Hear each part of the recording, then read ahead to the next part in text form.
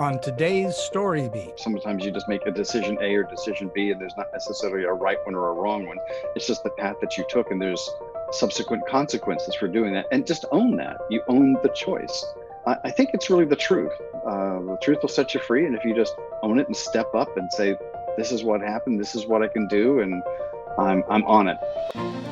This is StoryBeat with Steve Cuden, a podcast for the creative mind. StoryBeat explores how masters of creativity develop and produce brilliant works that people everywhere love and admire. So join us as we discover how talented creators find success in the worlds of imagination and entertainment. Here now is your host, Steve Cuden. Thanks for joining us on StoryBeat. We're coming to you from the Steel City, Pittsburgh, Pennsylvania. My guest today, producer and designer Mark Nichols, has been active in the dramatic arts since performing in a high school production of Carousel at the age of 8. He earned a BFA in drama from the University of Southern California and later an MFA in theater from the University of Central Florida. But during the long gap between those two academic stints, Mark enjoyed a 30-year career split between arts and entertainment. Mark served as the Performing Arts Director for Spirit Square Center for the Arts in Charlotte, North Carolina, promoting and producing hundreds of concerts and theatrical productions. For more than 3 decades, Mark has worked in themed entertainment as a producer and/or designer for companies including Disney, Universal Studios, Paramount Parks, GES Branded Entertainment, and ITEC Entertainment. Not only did he oversee the projects he produced, Mark also led the efforts of the creative teams under him. Most notably, he produced the global Harry Potter the Exhibition Tour for GES and Walt Disney World's nighttime spectacular Reflections of Earth at EPCOT, which was seen by approximately 10 million people a year. He's also served as a director on several nonprofit arts boards in Orlando, Florida, including the Central Florida Performing Arts Alliance, VociDance, Inc., and the Theatre-UCF Advisory Board. While living on Bainbridge Island, Washington, he became the first executive director of the Bainbridge Artisan Resource Network and also served on the board of trustees for Bainbridge Performing Arts. Mark has also designed lighting, audio, and scenery for countless stage productions. For the record, Mark and I have known one another since our days at USC. He and I also had the good fortune to work together as we helped to open Universal Studios Florida in the early 1990s. At that time, Mark was the show systems manager for the ride and show department, and I served as supervisor of ride and show lighting. In short, he was my boss. So for me, this is an especially wonderful opportunity to have my very good friend, the exceptionally multi-talented Mark Nichols, as my guest on StoryBeat today. Mark, welcome to the show. Steve, thank you so much for having me. Oh, the pleasure is mine. It truly is. All right, so let's go back to your roots, your beginning. Clearly, you were doing something at the age of 8, which was working on a high school production, which was before you should have been doing that at the age of 8. But when did you first start thinking to yourself that you were a creative person? Was it then or was it before then? I've been doing visual arts and stuff, arts and crafts and things. And I think nothing formally with performance except to amuse my family. I was the fourth of 4 boys, and I had to compete with the others for attention. And the best way to do that was to be a little bit larger than life for someone who was so much shorter in stature. So was the Carousel production, was that the first thing creative that you can remember as something that was truly in the arts? In performing arts, absolutely, yeah. And I got bit by the bug right away. And did you have a sense then when you got bit by that bug, and I got bit by a similar bug around the same time, but did you have a sense then that you would be in the creative arts most of your life? Did it feel like that to you then? It felt right. I always had the sense of wondering where I belonged. And I didn't feel like I necessarily belonged anywhere, not unlike the Joseph Campbell mythic hero's journey, a person being in an ordinary world. And being in a theater felt more at home to me than just about any place other than my actual home with my family. And you continued to do some performing through your high school days. I did. But at some point you started to think about tech, about being in lighting or scenery or whatever it was. When did that happen? I was 12 years old at Kincaid School in Houston, Texas, when Tom Boyd introduced me to the lighting console. And this was Right. those big ceramic and resistance dimmers that were like the size of RVs backstage. And you had to physically reach as far as your hands and feet would go to subtly move between scenes and dimmers. These were old auto transformers. That's what they're called. Thank you. Yes, enormous things. Long before digital. And I was bit by that bug. Long, but that was truly analog. There was no digital. Yes, it was.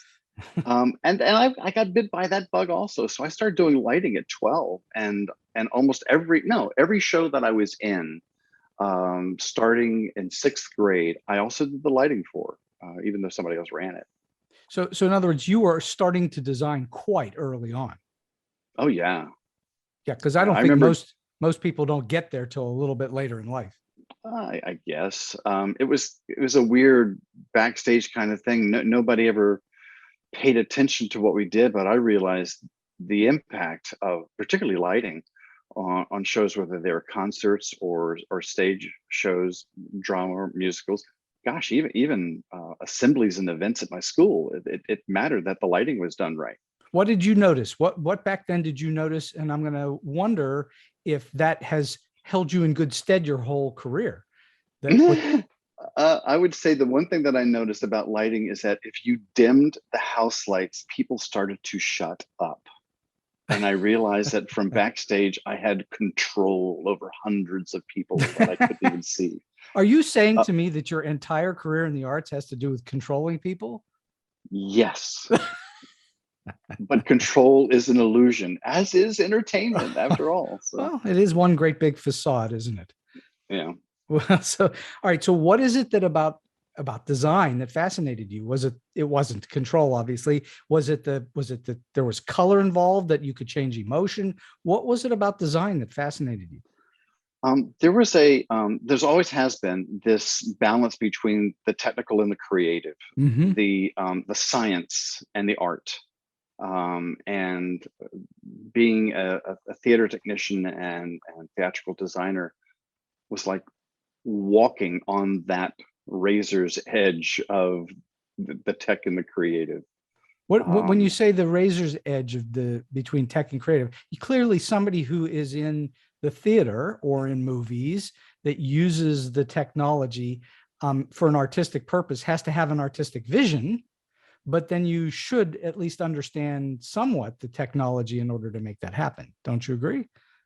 I do agree. And I also believe, and I'll probably receive negative comments about this from your listeners, that the best scenic designers are ones who know how to build scenery. The best lighting designers who are those who know how to execute things. I think it should be a prerequisite that a lighting designer has been a master electrician at one time. For that matter, when I worked at various design firms, I would interview prospective designers, and they would show me their portfolios, and I was always anxious at seeing sketches. I wanted to see whether they did pencil work or charcoal or Conte crayon, anything to show me what their sketches and their process was. And it was disappointing in the early 2000s to have people come in with just Photoshop portfolios, and it was like the finished product.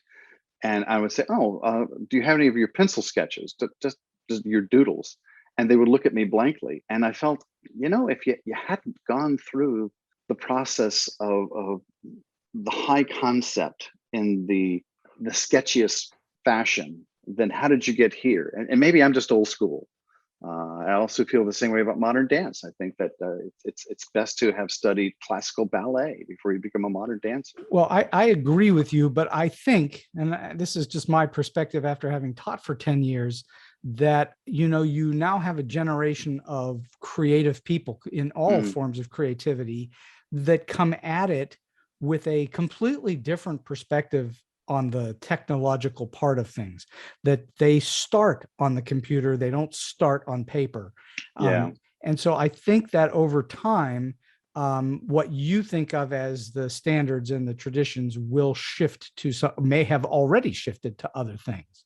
Undoubtedly so. I think you're totally correct.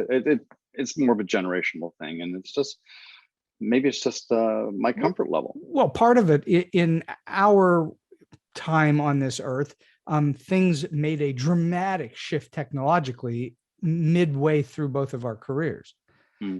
You know what I'm saying? Prior I to do. that, it was hundreds of years of what we did. And now all of a sudden computers come in and changed how people did things entirely. Totally. I mean, you and I touched on it just a few minutes ago when we talked about where lighting consoles were 40 years ago and Indeed. or longer, and where they 50 years ago and where they are today. It's hugely dramatic. Well, and design the same way. I remember learning how to design with paper and pencil on a drafting table. And I can't remember the last time that, I mean, I sketch things still in a sketch pad, scenic design, certainly. But I design all my shows now in Vectorworks, both lighting and scenery. You do everything with computer assisted design tools. I do. CAD. And for presentation, yes. And I would then take the product that I create in Vectorworks and I would import it into Photoshop, so that I could, mostly for presentation purposes, so people can see things with color, because not everybody can see wireframes, not everybody can construct a three-dimensional model in their head looking at a plan, an elevation, and a section. Right, sure. And as long as you could convey it some way, that's useful. Mm-hmm. But if you weren't able to convey it, that'd be a big problem. It is a big problem. And I one of the things that at Disney, when I was at Disney Entertainment and we did presentations, and we did loads of presentations all the time, particularly to folks who were not necessarily part of the creative process, the people who were in business, finance, marketing, advertising, operations, the list goes on and on. And we were coached to create our presentations in those days. So they were a PowerPoint for the most part, using words, imagery, and numbers, and use all three to communicate the same information. Interesting. So that way people would certainly get it, because not everybody understands words, not everybody understands numbers, not everybody can understand pictures. But if you use all three, generally speaking, people are going to get it. Well, that means you were required to understand all three. Well said. Good transition here, because the thing that has been my best skill set all my life is that I have been a jack of all trades and master of few. Well, we're going to get there. We got a little bit of things to cover before we get to your jack of all trades, master of few. I'm sort of the same way as you. Okay, so I'm just curious. You eventually, which is part of what we're talking about right now, you eventually became more known as a producer than a designer, and someone who is more of an organizer and someone who could be a conduit for things to happen rather than a designer of it. How did your training in design, because you had some training in design in college as well, correct? Very much, yeah. So how much did your training as a designer impact or influence the way that you think as a producer? Understanding what it takes to create a product, to conceive it, and then to fabricate it before you produce it and present it, to understand all the different stages, and not so much just for a process perspective, so much as to understand the people at each step of the process. Because if you understand what it takes to do that, you understand them better. You understand their motivations and their frustrations. Sure. Okay. So, all right, let's talk about theme parks, because a huge or themed entertainment, you've spent quite a bit of your life and career working in one sort of themed entertainment world or another. Tell the listeners a little bit about your theme park background. Where did it start and where did it go? My very first theme park experience was working for a company called Taft Attractions that was headquartered in Cincinnati, Ohio. Right. And I worked for the parent company's shop downtown Cincinnati. And my responsibility, I was a shop carpenter and electrician, Okay. and actually came in the morning and punched a time clock. And we weren't union, but everything about the way that shop was run was union-esque. But you had no major responsibilities. You were a worker. Correct. And eventually I got bumped to assistant lighting designer for the company's lighting design, because that way he didn't have to go to the various installations. We would load up the truck and we'd take the shows that we'd build in the shop and we'd load them in at the various theme parks.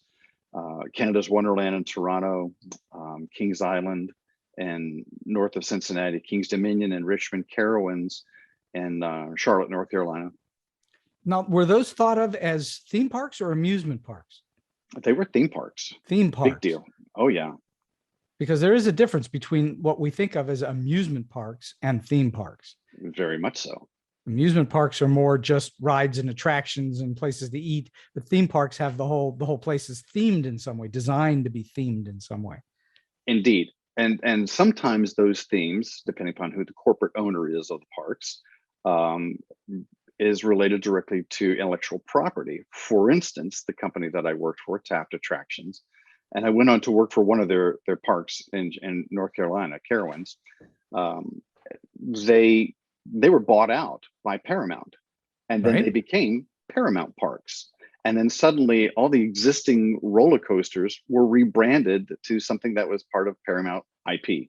And the shows necessarily, the live shows were not necessarily tied to the Paramount IP, although we did do a Star Trek attraction at Carowinds way back in the mid 80s.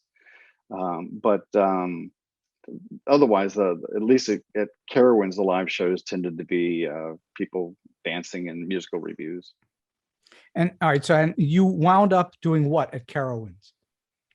Well, at Carowinds, I was a technical director. I did very little design. I was a technical director of the live shows, and then I became the production manager for an 8,000 seat amphitheater. So you had worked your way up in the company to a more responsible position.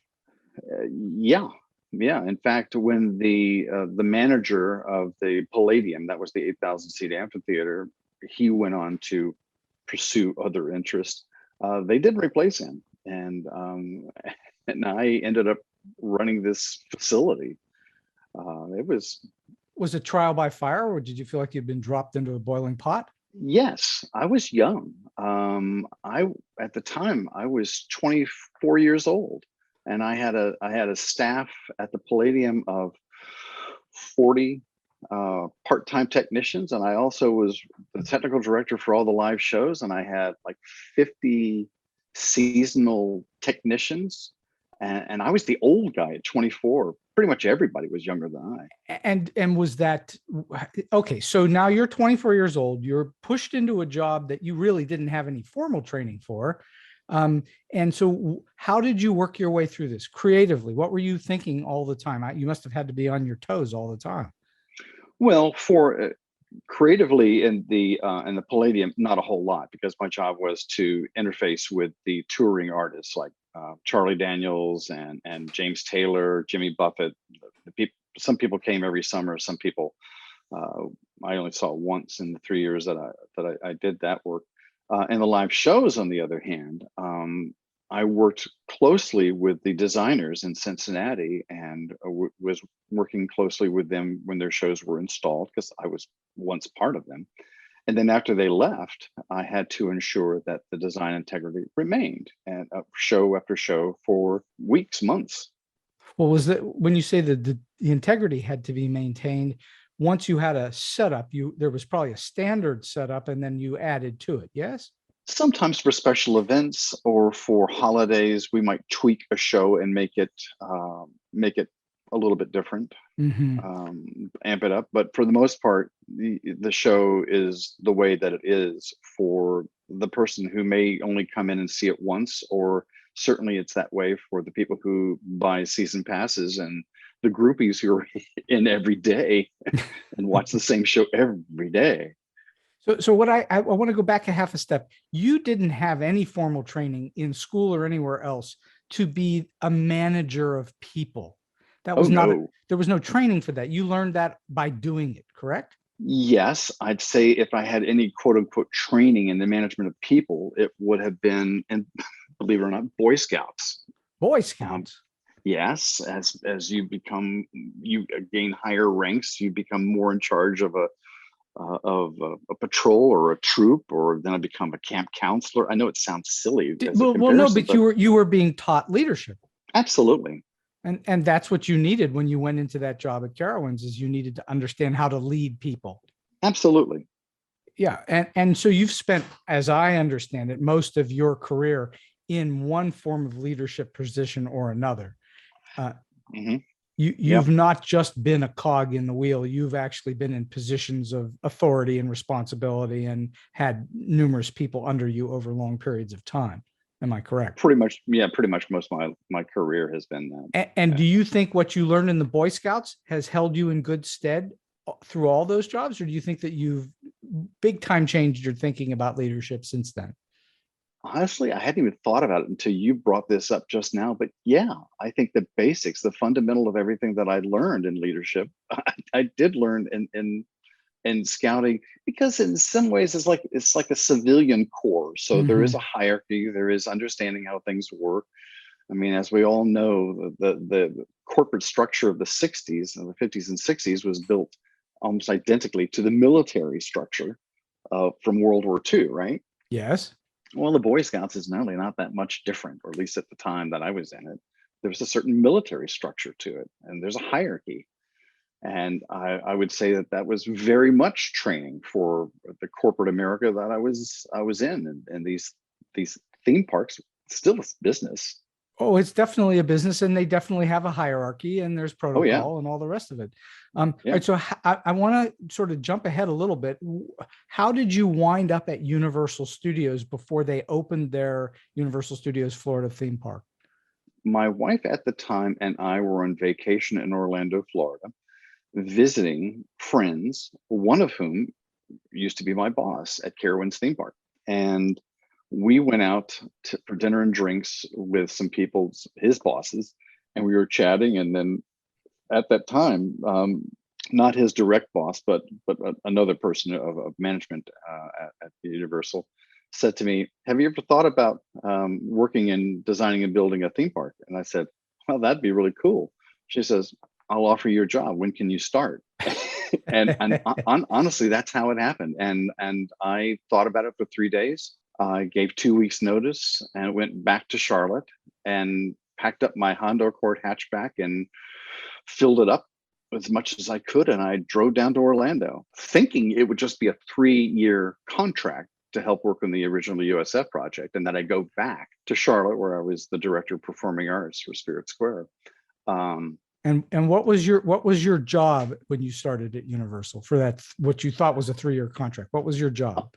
I had the title of project coordinator, and for purchasing was the group. I was responsible for the acquisition of all lighting, audio, video, film, effects, projection, and lasers for the original 11 ride show attractions. Right. So that was a big job. Well, it was supposed to be just the expenditure of funds to buy equipment, but it rapidly I became the liaison between the designers and the project teams.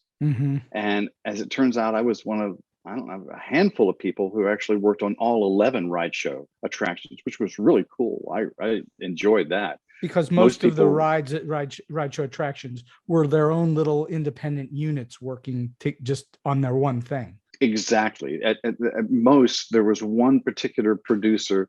She had 3 projects under her, and she had a project manager and multiple project coordinators and TDs and things. But yeah, there was various teams, but the group I was with, there's just a few of us, and we worked on everything, and that was cool. Well, yeah, you really got to know the entire park intimately, as opposed to most other people who would have only known little bits and pieces. Totally. Yes. And that then, over what, you were there 3 years before the park opened, right? About a little over 2, yeah. A little over 2 years before the park opened. And as you were doing this job and you insinuated yourself further into the corporate structure, and people knew who you were and trusted that you had not just a clue about what you were doing, but you were good at making things happen. My assumption is that's how you then transitioned into what you eventually were doing there, which was to manage. It was one of the planning and development. That was what the creative group was called, for MCA Recreational Services. And one of the leaders in that group moved over into operations and maintenance, and to create a department called Ride and Show. And he wanted to hire 3 managers, 1 for operations and 2 for maintenance, the maintenance of the rides and maintenance of the shows. And he came to me one day and said, who knows as much about all of these show system things as you do? And I pointed at the Macintosh SE computer sitting on my desk, and I said, that box. and he said, how would you like a job? And I kind of hemmed and hawed, because it was an operations and maintenance gig, and I'm really a project person for the most part. But so tell the listeners what the difference between the two are. Oh, well, with projects, it's very linear. There's a beginning and a middle and an end. And very creative and very different, every one. Yes, and you move on to the next project.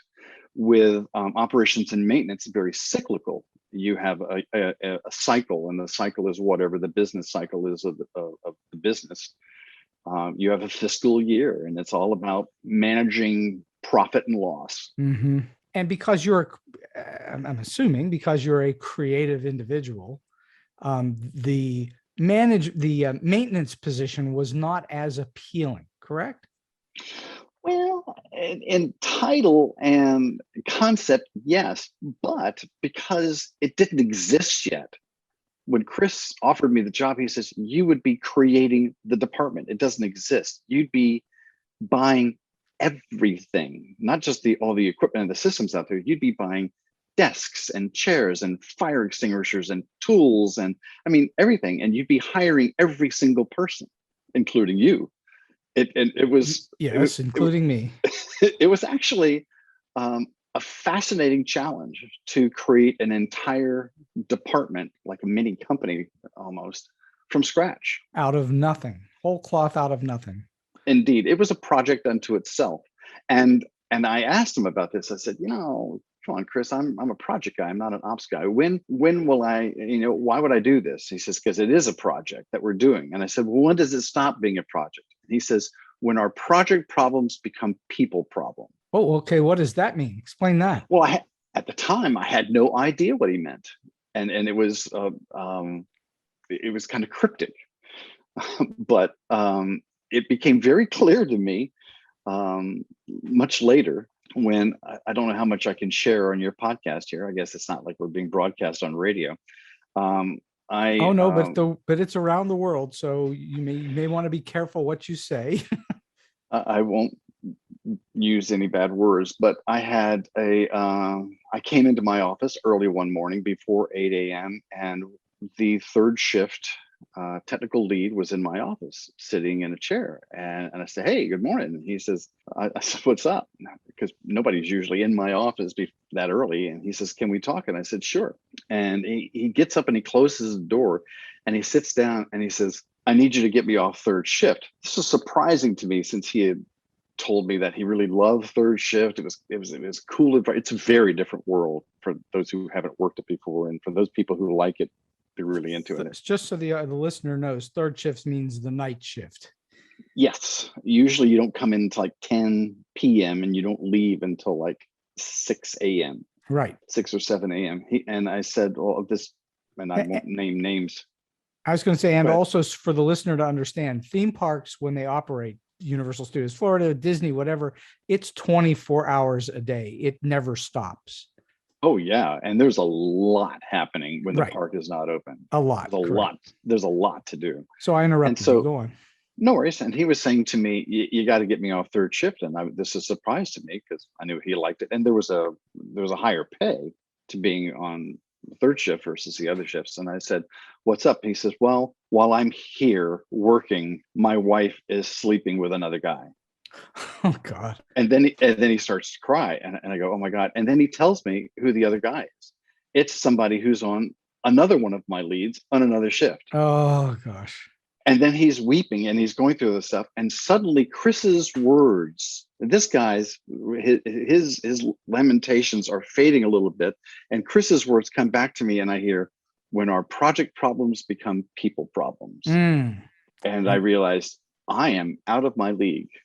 So suddenly it becomes a psychological issue on top of everything else. Not that when you're working on project problems, you don't have to deal with the psychology of humans, but when you're dealing with people problems, it tends to be psychology more than anything else, I think. Fair, well said. Sure. Yeah. So, all right. So how long were you at Universal Studios overall? 3 years. 3 years, 3 years, including the prior to it opening? Yes. Okay. So yes. And so from there you went where? I freelanced for several years. Freelanced as what? A designer or a project manager? Yes. Yes, a creative project manager. When one is freelancing, one rarely says no. And so if people offered me design jobs, I took them. If they offered me project manager jobs, I took them. And often I would have 2 or 3 projects simultaneously, and sometimes. So I want the listeners to understand what you're saying, which is important, that you had multiple abilities and talents, not just one single ability. It wasn't like you were just a lighting designer or something of that nature. You had all these other experiences, some of which you didn't even intend to learn, but you learned them anyway. And that held you in good stead as a freelancer because you could rotate into various different jobs. Yes, or as my wife likes to say to me, you sell yourself as a Swiss Army knife. And one of the first things that somebody who pays for your services notices is that, I can get the work of 2 people and only pay 1. And unfortunately, I did that a lot. Well, I don't know that personally, I don't think that that's necessarily a bad thing. It's just that it becomes for you, a personal business decision as to what you do and how you get yourself paid for it. And that's part of the process of being in that world, is that you have to manage your resources as well. True. But I will tell you this, if boredom is the kiss of death, I was very alive because I was never bored. Yeah, never bored. And I know that's always been a mantra of yours, to just not be bored by the world. So how long was it between leaving Universal and winding up at Disney? 4 years. 4 years before you got to Disney? How did you get there? What happened? Well, during my time freelancing, Universal was actually one of my clients. After I left Universal, I did the Lagoon Stunt Show. And worked on that. When you say did it, what does did it mean? I project managed the show systems. There was a backbone that was installed around the perimeter of the entire lagoon at Universal Studios. And it was both control and audio. And it was both analog and fiber optic. And were you designing it as well? No, I was the project manager. Project manager. Okay, so now you're working there, one of your clients as a freelancer. That's correct. All right. And another one of my clients was Walt Disney Entertainment, or at the time it was called Creative Entertainment. And in secret, they were working on concepts for a Disney cruise line project, which nobody knew about at the time. And that's when people at Disney got to know me. And it was a little over a year after that they offered me a job as a entertainment producer. Okay, so what does an entertainment producer at Disney theme parks or that world, what does that person do? That's a good question to ask, because producers are different in different industries and in different companies. And by the way, we've now seen a progression from working in a shop to managing some entertainment facilities to working starting up a theme park, and now you're producing at Disney. That's a progression. That's a real progression. Yeah. In fact, to work at Disney, I had to cut my hair, shave my face, trade my earrings for neckties. I had to buy white button-down shirts. I didn't own any. It was a cultural shock to me. In fact, I think it was more of a shock to my children than it was to me, because they had never seen me without facial hair. They refused to let me pick them up at school for months. And they said to you, "Who are you? And what'd you do with Dad?" Well, yeah, and they also said you look like Uncle Chip, my older brother. So All right, so you're now a producer at Disney, which is, yeah, that's many people think of that as the cream of the cream. being a producer at Disney at the time, at Creative Entertainment at least, yes, I was leading projects, but more for managing scope, schedule, budget. It was so compartmentalized in duties and responsibilities that if there was something to be done, there was somebody whose job it was to do it. And one of the things that the producer's job is to find that person in the company to do it. I know this sounds silly, but I actually, my first week there, I needed to go make some photocopies, and I was standing at the Xerox machine, and this woman walked in and she says, "Where's Debbie?" And I said, "Is she out sick?" And I said, "No, she's probably at her desk." And she says, "What are you doing?" And I said, I'm making copies." This woman got angry at me, saying, "That's Debbie's job." Oh, wow. Okay. That wasn't unionized, was it? No. No, it was just that people had compartmentalized what their responsibilities were. Yeah, yes, as the culture. So the job of producer that I had, and this is mid 90s, was primarily to manage scope, schedule, budget. It was to assemble the team and to make sure that there's, you know what? It was an awful lot like Mr. Phelps in Mission Impossible. You're the organizer. You're given an impossible mission, and your job is to assemble the impossible mission force with everybody has specialized skill sets for the specific project, this mission. All right. So you've used the term scope, schedule, budget 3 times now, and I'm curious, what is a scope, what's a schedule, and what's a budget? I mean, they sound obvious, but I think they're not as obvious as they sound. Well, I'll go backwards. Budget, duh, that's money, and that's how much something costs. And invariably, with a project, there's a finite amount of money. It's not open-ended. So somebody says to you, "This is how much money you have to make this happen." Exactly. That's exactly what it was. I remember for Reflections of Earth, one of the original concepts is, and I presented it to senior management at the time, and I told them how much the cost estimator thought it would cost, and they said, "No, it costs this much," and I said, "No, it costs this much," and they said, "No, you don't understand. You need to change the show to meet these dollar figures." And I said, "How's that work?" They said, "Because that's what the corporate sponsorship is." They had this incredibly complex formula for figuring out exactly how much the show was worth in dollars. So by the end of its run, it will have essentially cost no money. Interesting.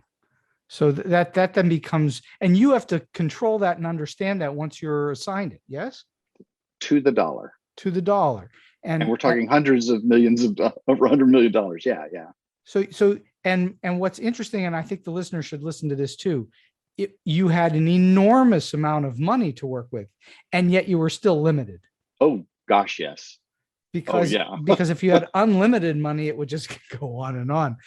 And so the other thing is scope, schedule, budget is schedule. That's time. I remember having a meeting with my boss, and he was listing all the various projects I was working on, and I got to the Nighttime Spectacular. And mind you, this is a show that opened in October of 1999, and I'm having this meeting with him. It's probably like August of 1997, and I mentioned offhandedly that we were 2 weeks behind schedule, and he goes, "What?"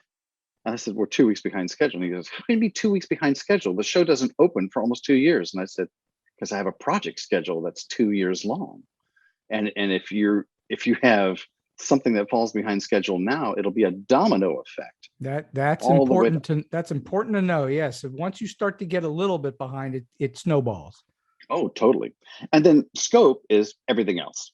It's what does it take to put this together? It's all those things. It's what it is and what it takes to put it together and who it's for. I mean, for instance, you have to know your audience, and you're going to be creating something for a particular audience in a particular place at a particular time. The details are vast and varied. And so when you started at Disney, were you starting on Reflections? No, no. I was starting on a resort project called Boardwalk. The Boardwalk Resort. I was responsible for producing the ESPN Club at one end of the boardwalk and the Atlantic Dance Hall at the other. and all entertainment and background music in between.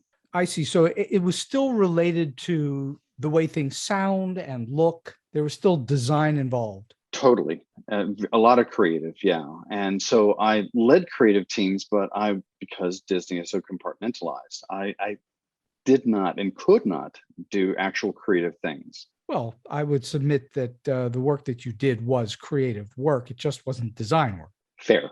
It wasn't art. It wasn't artistic work, but it was definitely creative. Okay. I don't think people working at Disney tend to be not creative unless they're maybe just numbers crunchers, and they may be creative too. Well, the numbers crunchers have to be sensitive to the creative process. In fact, that's one of the jobs that a good producer does, is not necessarily communicate to a project team, but translate between them, because they don't necessarily speak the same language. They don't necessarily understand the same motivations, but they're on the same team, and we all have to get to the same goal and walk the same direction. And the job of the producer is to keep the entire team between the curbs of time and money. Well, that's a wonderful parallel to theater, film, TV, and working on those kinds of things, because essentially when you have a show that you're producing, whether it's a stage show or whatever it is, all the elements are working toward that singular goal of pushing that show out into the world for an audience to enjoy. And it doesn't matter what your position on it is, everybody's pulling toward that same goal. Or they should, yes. Well, I mean, that should be what's happening, is people are pulling toward making, of course, you can run into other issues, but that's a whole other thing. So I'm curious, philosophically, what did you learn about philosophy of project management or putting something together at Universal Studios that was different from the way that they did things at Disney? Or were they the same? Essentially, project management is the same. It's scope, schedule, budget, and it's working with teams, and you collaborate with your teams. What I will tell you is that the two different realms, the companies, differ because of the people who are highest up the echelon, because the head wags the tail. That's one. And two, it's the demographic and the audiences. I didn't understand the total difference of this. I was fortunate enough to freelance as a writer for Attractions Management magazine in UK. And they would have me go to the parks for new attractions and to experience them, and then to write reviews about them. And then they published them. This was a lot of fun. And there's this one particular time that they had me go to Universal Studios for the Shrek attraction. At the same time, they had me go to Disney for the new space attraction that replaced Horizons. And then they told me, because of limited space in the magazine, they wanted to put them into one article, and they wanted me to actually make comparisons. Interesting. Well, it gave it a whole new twist. And as I'm writing on it, I couldn't help but start to pay attention, reflect. And that's when I understood that Disney's audiences are different than Universal's audiences. The demographic. Well, in what way? I was going to say they overlap in many particular ways, but Universal owns Halloween. Disney owns Christmas. That's really excellent. Universal Studios has always traditionally, as a studio going way back into the 20s and 30s of the 1900s, was known for making monster movies. So Halloween would be a natural thing for Universal Studios. And totally. Disney from its beginning was always about families and sort of happy things. And that would be a totally different group. And younger children. And younger children, sure. Halloween appeals a lot more to teens.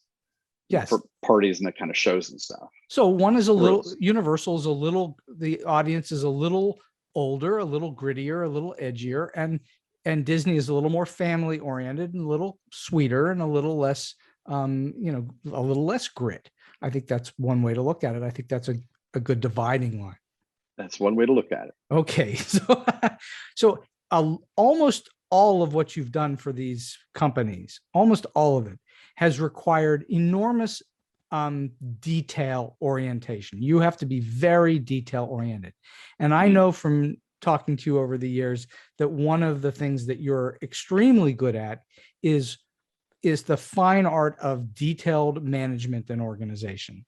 What do you do to stay as supremely organized as you are when you have this massive information that you're managing all at the same time? When I was at Disney, I had a day timer. It was hard copy.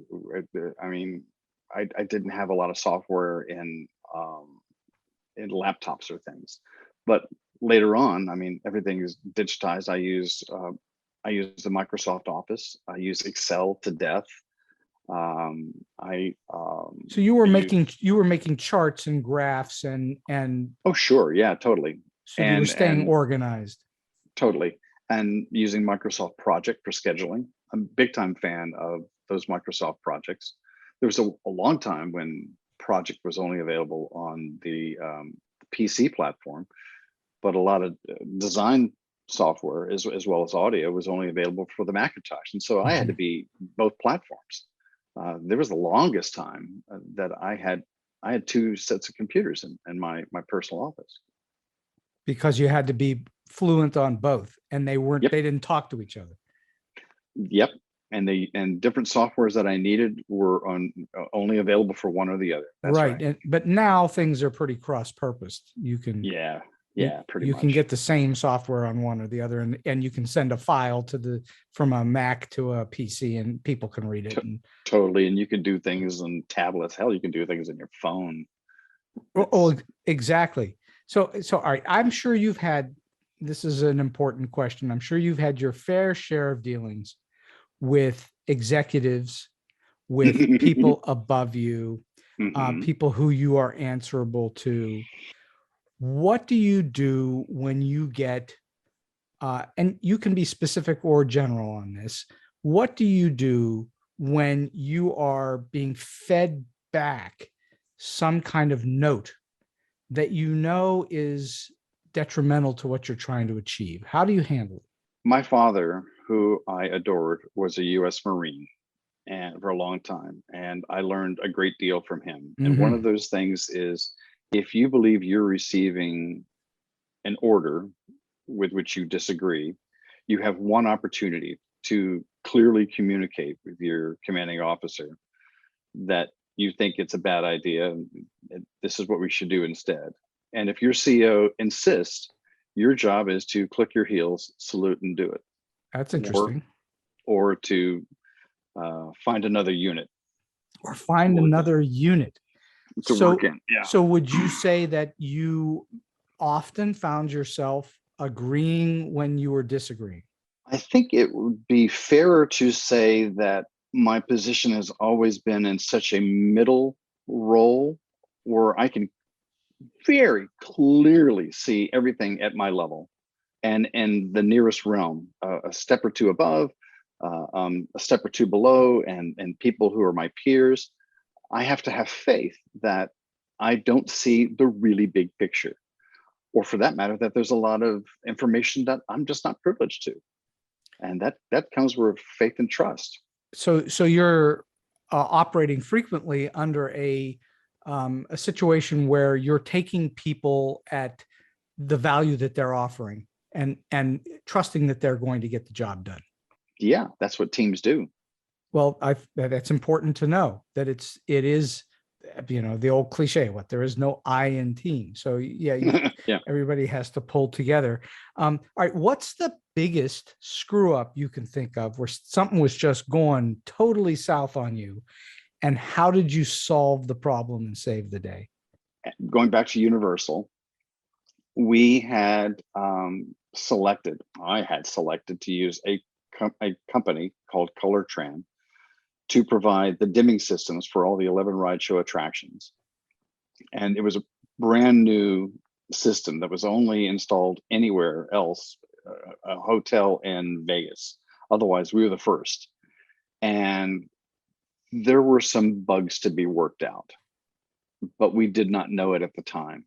And there was a challenge between dissimilar metals in high voltage that created some very hot situations. Things were melting, were they? In one particular instance, yes. And to their credit, ColorTran responded instantly, and they mobilized a small army overnight and came to Orlando and they were on it. And I am grateful for their dedication and their commitment to fixing this error. But there were people who suddenly knew my name. I didn't even know they knew I existed. Mm-hmm. And they weren't necessarily people you wanted to know your name. I did not want a particular person to be calling me at home and saying something needed to be fixed right now. And why aren't I at the park? Well, you got the job done, yeah. Because of Color Trend, yeah. Well, but you were in the middle of the maelstrom, so you had to to tend to it. It wasn't. Yes. They didn't just say, "Hey, Mark, we heard you've got a problem. Let us fix it for you."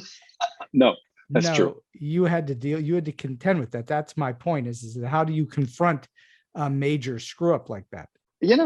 Honestly, the truth. You take ownership for your own screw ups and or decisions, even if not necessarily a screw up. Sometimes you just make a decision A or decision B, and there's not necessarily a right one or a wrong one. It's just the path that you took, and there's subsequent consequences for doing that. And just own that. You own the choice. I think it's really the truth. The truth will set you free, and if you just own it and step up and say, "This is what happened. This is what I can do," and I'm on it.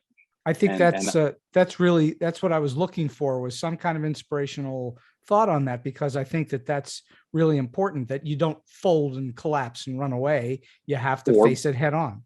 Hell yes. And you don't blame others. That's the worst thing. I think that's truly important. I want to talk for just a short bit about Harry Potter and what that was all about. What was Harry Potter, the exhibition? How did that operate? Harry Potter, the exhibition, was a global tour. It was a 15,000 square foot attraction that would travel from city to city, and it would play for X number of hours a day, 7 days a week, in a venue for about a little over 5 months, and be seen by about 3,000 people a day. Wow. It needed to be designed very much like a museum exhibit, but feel very theatrical. It had to function theatrically, because it had to pack up into, when we were stateside, we were in 19 52-foot tall boy trucks. When we went internationally, we were in 26 sea containers. And it also had to function like a theme park attraction. So we had to be able to pulse through X number of people every 5 minutes so that we could control the crowd. If you will, there was the very first scene, the pre-show, was like a governor that would pulse through X number of people every 5 minutes. And then people, once they got through, they would proceed at their own pace. And what they would see is about 10 to 11 scenes that we would create, and we showcased like 437 artifacts from the films, actual costumes, props, magical creatures, and set dressings from the first 6 films. This was all movie related, wasn't it? Yes, I worked with the filmmakers at Leaves and Studios and Warner Brothers in Los Angeles, as well as our creative team, to pick just the right things and to design scenes around it. And we had audio and video and special effects. And were you were the producer of it? Yes, I was. Yeah. And did you also work on the design elements of it too? I did. For a mock-up purposes, Warner Brothers, they were very vigilant about everything that we were doing. And so for the mock-ups to show things, to showcase, this is what we have in mind, how we would showcase these costumes and props and set dressings. And rather than hiring a lighting designer to do it, because that was money that I didn't have in my budget, my boss at the time says, "Well, you're a lighting designer, you design it." And I said, "Oh, okay." So I did. I did the lights for the mock-up and rented a package. And Warner Brothers saw it and they said, "This is awesome. This is great. Who did this?" And my boss said, "He did." And they said, "Well, he's doing the rest of it." So I ended up designing it as well, which was fun. So that was a good creative job for you to do while you were also doing what is a little more technical. Oh, not just good, but it was huge and it was satisfying. And After the project was opened in Chicago in 2009, I stayed on with the tour. Normally, you would turn it over to an operations group, and I would move on to the next project, which I did. But I also toured with the show as the lighting and show systems guy. So, what the guy who kind of worked for me as we're going through the project, I now worked for him. I see. Because he's the ops guy, so he runs the show. Got it. So what were the biggest hurdles getting that show up and ready? What were your biggest hurdles that you had to overcome? Joe Rowling was very particular about what would J.K. Rowling, what to do and what not to do. And her literary agency and Warner Brothers, everybody was very protective, and we had to be very respectful and very mindful. We could not make anything up. We had to be totally faithful to the magical world of Harry Potter. We couldn't be interpretive. And from the movies, yes, which is different from the books, but yes. But the movies were tasked to be very close to the books. Yes, but obviously they couldn't include everything because it's vast. But yeah, right, exactly. And so that turned out to be a more of a creative experience for you than you were expecting going in. Oh yeah, that was fantastic. I love that. Yeah. I want to go back to Reflections of Earth just for one quick question about what to me was there were two things that happened in that show, which I got to see, which I was glad I got to see, that were really unique and spectacular. One was the Earth itself, the ball that came out into the lake in the middle of Epcot Center, and also then this unbelievable fireworks display. So you were working, I assume, for the first time in your life with fireworks. The very first week I was at Disney Entertainment, my boss gave me an assignment. I think you're talking about being thrown into the fire. I was thrown into the fireworks. He said, I have a project for you. I said, okay. He says, I need you to produce this showcase of this fireworks product and system. And it needs to be done by this date. And I said, okay, how much money do I have for it? And he says, none. I said, what? And I said, who else is working with me on this? And he says, here's the show designer, but everybody else you have to come up with. And I said, how am I going to get things done without money? And he says, call in favors. I said, I just got here. Nobody owes me anything yet. So that was the bad news. The good news is the folks who were involved in creating not just the fireworks, the conventional fireworks, which is what we know, where you have lift charges of black powder and they go up in all the kind of product, but also something that was being developed by Imagineering's R&D group called Air Launch. And they were really keen to have somebody promote that. And I became that guy. So what is that? What is an air launch? What does it do? Rather than the bottom of a shell, a firework shell is a sphere, and the bottom portion of it is a lift charge. It's black powder, and so the fuse goes through that. The very first thing it hits is the lift charge, and the shell is wax and it fits snugly inside of a mortar tube. Then the lift charge expands rapidly and creates these gases, and the shell goes up, flying up through the air. Well, the fuse is still burning through this sphere as it's hurtling through the air. And by the time the fuse gets to the center, it hits more black powder and explodes and hits other products. And that's where you get the big flowering effect. Well, you get all kinds of different effects. It depends on how you pack these shells together with products. And that's really an art. And there's some people who just brilliant artists that know how to mix colors, and I won't get into details. Air launch, you use compressed air. You know exactly how much the shell weighs in grams, and you know how much air you can put in the bottom of that at PSI, pounds per square inch, and to get it to locate at a certain space in the sky. Disney Imagineering was able to locate a shell precisely in space with a meter accuracy. Wow.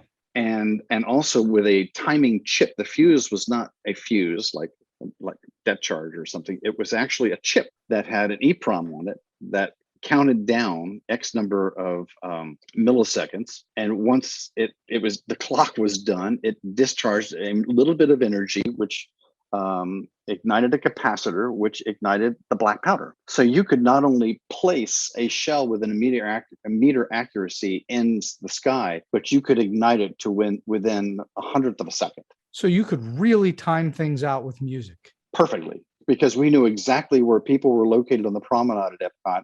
We knew where the speakers were. We knew exactly when a beat in the music would hit their ears, because we know sound travels 1,100 feet per second. And we knew when a flash would occur up in the sky to perfectly coincide with the beat in the music and the sound effect. Well, that's a game changer in fireworks displays. Everything. And honestly, that's one of the reasons that show was technically so successful and so far ahead of everybody else, is because of that one effect. Story-wise, that's the other thing. It told a story. It just wasn't a bunch of flash and bang. Right. All right. So let's talk about the ball. What was this thing that came out into the lagoon? What did you do there? Well, it was the Earth. It was a skeletal 6 petals, if you will, like an orange, and on the outsides of these petals were LEDs. This is a sphere. How big? Yes. Oh gosh, I've forgotten details. I think it was 43 feet tall from the water's surface, and I think the sphere was like 30 some odd feet in diameter. Well, 43 feet tall is a 4-story building. Yeah, in fact, it was so large it had to be registered with the U.S. Coast Guard, even though it never left this man-made lagoon in the middle of this theme park. So, all right, so okay, now you've got LEDs skinned to the outside of this big metal sphere. Yeah. And what are you doing with those LEDs? Showing imagery, and imagery. The imagery that we showed, we had different acts. The show director, Don Dorsey, had conceived this show that told the history of history in 12.5 minutes, from the Big Bang till today. And then we actually did a false finale. And then after that, the audience is going ooh and ah. We actually gave them a finale, which was hope for the future and new work. The imagery that was created on the LEDs that the audience could see from anywhere from 550 to 725 feet away, supported telling the story. And then you combine that with the fireworks, and it becomes fountains and lasers. Oh, and fountains and lasers, right? So it's this just gigantic spectacular. Yes. That lasted, what was it, 20 minutes? How long did it last? 12 and a half. 12 and a half minutes. So it was a kiss goodnight at 9 o'clock. Before they close the park up, where they shoot people out, right? Yep. And so it was truly, a wonder to watch, because it did have this timing element to it. And that made it truly unique to watch. It was unlike any other fireworks show I'd ever seen. Where things were perfectly in sync. And yes, you had the lasers, and you had the fountains, and lighting, and the LEDs. And you were using LEDs before LEDs became a sophisticated thing. Yeah. And we were also using a very sophisticated show control system that when I was young and I first came to Epcot, when it first opened, I thought that the top of either the Mexico Pavilion or the Italian Tower, Bell Tower, one of those two must be where the tech booth is to operate the nighttime spectacular. Well, neither one was true. So one of the parts of the project, and people thought I was kind of crazy to devote so much money to this, was to create a very sophisticated technical booth at the top of the Mexico Pavilion pyramid. Interesting. So that was not there before. Where were they operating from? It was like a platform that was as big as a scaffolding, and on top of the Mexico roof, and it was like one buck of a scaffold, and you're talking to people by radio. And do you know, is your facility still there? It better be. That was a lot of money and a lot of infrastructure. Well, I just find that whole thing fascinating, because I know that's nothing that you came from. You didn't come from the fireworks world, and suddenly you're dropped in with both feet. That requires great creativity and flexibility and the ability to to learn on the job, which is I think a big thing for creative people. From the specialists, and people often ask me, what does a producer do anyway? And I have two favorite answers. One of them is that a producer surrounds themselves with people who are smarter, more talented, more experienced than they are, and producers listen to them and trust them, and everybody together comes as a team, collaborate on a vision, and we all march in the same direction. And it's the job of the producer to make sure that everybody has the support to do their specific job, as I said earlier, to keep between the curbs of time and money. And in the case of big corporate jobs, usually they face the other direction and protect them from the forces that might otherwise impede their progress. I think that's a very good description, a big, broad brush overall description of what a producer does, because a lot of what a producer does is protect the project, the team. And it's not just administration or management, but there's a protective nature of it. It's people. It's people. Well, I have been speaking to Mark Nichols, who's been a producer and designer for, well, I don't want to say how many years, but a lot of years. And I've been speaking to him for a little more than an hour and 10 minutes. And so we're going to wind this thing down. And I'm just wondering, do you have, in your vast experience, do you have a story that you can share with us that is either quirky, weird, offbeat, strange, or just plain funny? There's a quirky story. The company that I worked for when I was producing Harry Potter had a number of facilities throughout the United States as well as Canada. And we were the right people to be tapped to produce the Canada Pavilion for the Canadian federal government at the 2010 Winter Olympics. The good news is it was a fun gig. It was exciting, cool people, totally achievable scope of work. The bad news is we only had 77 days to do it, and thrown into the fire fast. And I never took a day off. Once we got the gig, we were awarded 4 months, and right through the holidays of 2009. And by the time, and I was living in Vancouver for a lot of that. And by the time we got to New Year's, I was burned out. I was stressed. There was all kinds of problems, including little challenges that I hadn't necessarily foreseen. For instance, we had conceived a pavilion, a 2-story temporary structure in a parking lot in downtown Vancouver that would house the federal government's folks. And this is where they would have all their meetings and all activities just before, during, and just after the games. And we would also, it was highly themed to Canada and its intimate relationship with winter sports, and particularly hockey. And we had a luge there, and we had skis used from notable famous athletes. We were going to have the Stanley Cup right in the middle of the place. Photo op with Cuden, and everything was going pretty well, despite the fact that it was really compressed schedule, with the exception of getting the Stanley Cup. And my counterpart in our Toronto office was working on that as best he could. Understandably, the folks who manage the Stanley Cup are very protective, and I respect that. In the meantime, I'm stressed out. I'm exhausted. I haven't had any time off. And there was a time in the schedule when all the wheels were in motion, all the tasks were delegated to talented people. I wasn't necessary for several days. And I asked my boss, can I go away for a little bit? And he says, yeah. And so I flew home to Florida, and I was picked up at the airport by my fiance of 6 months, who I really hadn't seen because my office was in Glendale, California, and I'm on the road all the time.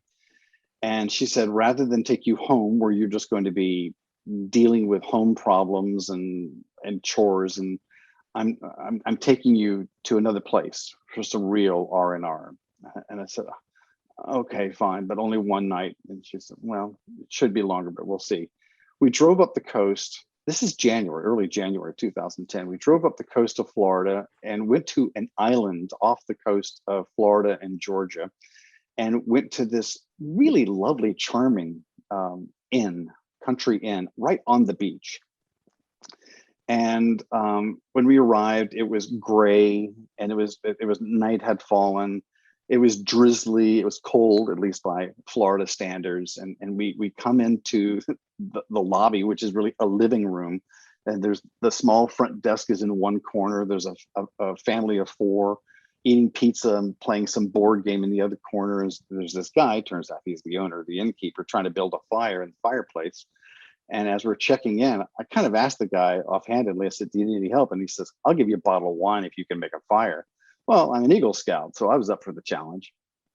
So in a few minutes, we had a fire going, and he opened 2 bottles of red wine, and we're passing around to all the adults in the room, which is not that many, including the parents of the family in the corner. And we're telling stories and asking questions like, who are you? Where are you from? What do you do? What brings you here? That kind of stuff. And I was sharing pretty much what I just told you about the Olympics. And he's very intent. He was very interested. And I thought, oh, maybe he's just a sports fan, or maybe he just likes the Olympics. And I offhandedly mentioned about the Stanley Cup. And his eyes got really wide, and he abruptly stood up, stepped away from our group, pulled out his mobile phone, and he made a phone call. And I thought, that's kind of abrupt. And the very first words out of his mouth is, "Why the hell isn't my Stanley Cup in the Canada Pavilion at the Olympics?" And I heard him very agitatedly speaking to someone for a few minutes, and they slammed his flip phone shut, and he came back, sat down, took a breath, and he was fine, and we're back to friendly chatter. And I thought, who the hell is this guy? And why does this matter to him? And what have I stepped into? Oh my God, what have I done now? And a little over an hour later, I get this phone call from my counterpart in our Toronto office. And he says to me, "What the hell did you just do?" And I said, "What do you mean?" He says, "The Stanley Cup is ours. No more discussions, no more negotiations, no arguments."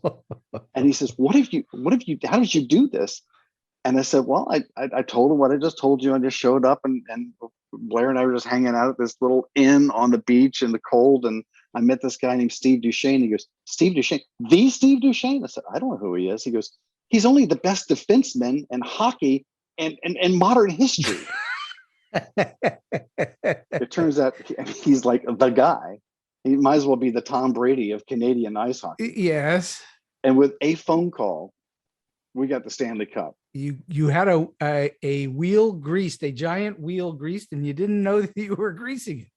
No, and it was all due to my soon to be wife, and I said, "Okay, we can stay 2 nights." That's a great story. That's a really great story. All right, last question for you today, Mark. Do you have a solid piece of advice or a tip for someone who's maybe trying to break into the business today, or maybe they're in a little bit and trying to figure out how to get to the next level?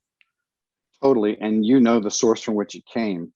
When you and I were at University of Southern California together, as you know, John Hausman was brought in as the interim chair to create a conservatory program like he helped found at Juilliard. And we both got to work with Mr. Hausman, which was pretty fantastic and amazing, and surreal also sometimes. And I remember him sharing with me once that we were like in the student union having a brief meal before going back to rehearsal. And he says to me, "Mr. Nichols, there's 2 steps to succeeding in this business. The first is getting your foot in the door. And the second is keeping it there. The first is achieved by whom you know, the second by what you know." Well, I'm this naive 19-year-old who's just totally starstruck by this man, this giant of radio and film and TV and stage. And I didn't quite understand what he meant, and I was too scared to ask. But on reflection, it made a lot of sense. All he was talking about was the 2 things: your foot in the door and keeping it there, is your network and your skill sets. And you have to have both, and you have to work them all the time. You can be brilliantly talented at what you do, but if you aren't well connected in the area in which you want to work, you're going to be brilliant at home without a gig. Conversely, you can be really well connected, but even if you get the job, if you don't have the chops to keep it, theoretically your employer has enough integrity that they're going to let you go. So you have to have both your network and your skill sets, and you have to manage them all the time. It's the yin yang engine of your career.